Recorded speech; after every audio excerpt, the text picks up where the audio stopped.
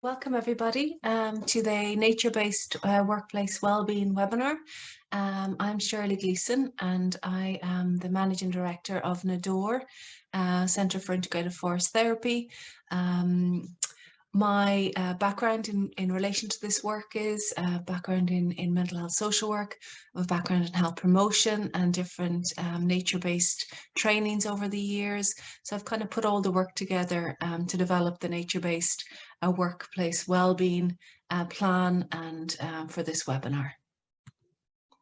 So just to get an overview of what we're going to have a look at today, we're going to understand how nature can support your well-being in times of stress. We're going to develop knowledge regarding theories on nature, health and well-being, stress and coping. We're going to look at how you can build and maintain your NADOR nature-based wellbeing plan. And we're going to look at how we can build a nature and wellbeing sanctuary in your home or in work as well. So just to say a little bit about NADOR, Centre for Integrated Forest Therapy. So we're based in Dublin, Ireland, but we're an international training organisation. We train forest bathing guides and integrated forest therapy practitioners internationally. We're also involved in a number of European projects looking at the area of nature, health and well-being. And these are our core values in terms of NADOR, which means a nature in Irish. We strive for excellence, integrity and authenticity. Inclusivity and sustainability is very important, that we can make this work accessible to everybody that needs it. All our programs and interventions are evidence informed, so we have a strong evidence base underpinning all our work and theoretical frameworks, and we're looking at impact as well, you know, how we can make an impact in terms of people's lives, in terms of communities. So just even to start off, just to think about yourself in terms of how the natural world has supported you during the last 2 years.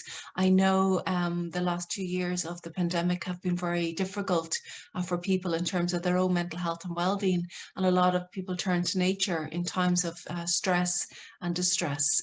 So just to think about how nature has supported yourself during the past 2 years. So these are just some images, some of the pictures I've taken myself, but some other images that I got from elsewhere. But, you know, really immersing ourselves, you know, in nature, spending time by the water, spending time in natural light. Nature is known as restorative, has restorative qualities. So maybe as I'm talking, just have a look at some of these images and just see if you notice any sensations in your body or any qualities in terms of the images, because they're all quite different and varied. Just connecting with animals and trees and water. And again, the freshness and flow of the forest environment, the richness of the soil, the fractal patterns in nature. There's so much going on in forest environments that are restorative for our health and well-being. So just to look at the evidence base in relation to nature and health that really underpins our work in terms of nature-based well-being. There's a lot of evidence that shows that nature contact and connection can support physical health in terms of reducing blood pressure, your stress levels, boosting your immune system, improving sleep, which is really important for positive mental health, reducing risk of cardiovascular disease. So again, a lot of research over the last 10 or 20 years, especially around forest bathing and forest therapy, and forest for human health and well-being, demonstrating that evidence. Also in terms of mental health, you know, we're in the middle of a mental health crisis as a result of the pandemic, and nature can really support positive mental health. It can help, you know, reduce anxiety, depression, improves our mood, improves cognitive functioning, reduces rumination, and that can lead to depression and anxiety. In terms of social well-being, which is very important, spending time in nature really can help strengthen, you know, our relationship with others, strengthen community bonds, reduce social isolation and loneliness. So really lots of social benefits there in terms of social well-being. And also spiritual health, spending time in natural environments can lead to experiences of awe and peak experience, transformative experiences, and people can get better insight and better clarity in relation to meaning and purpose in life, and putting some of the problems and difficulties into perspective. So in terms of stress, what we know is that stress, stress can be very positive. It can help us get out of bed in the mornings. It could drive us, in terms of our work and what needs to be done at home. But also if there is constant low-grade stress, it can really increase people's chances of developing mental health and physical health difficulties. So, we know that stress is a natural response to challenges and life events. Can be helpful. But also we can become very overwhelmed in terms of our ability to cope if too many stressors come at us at once.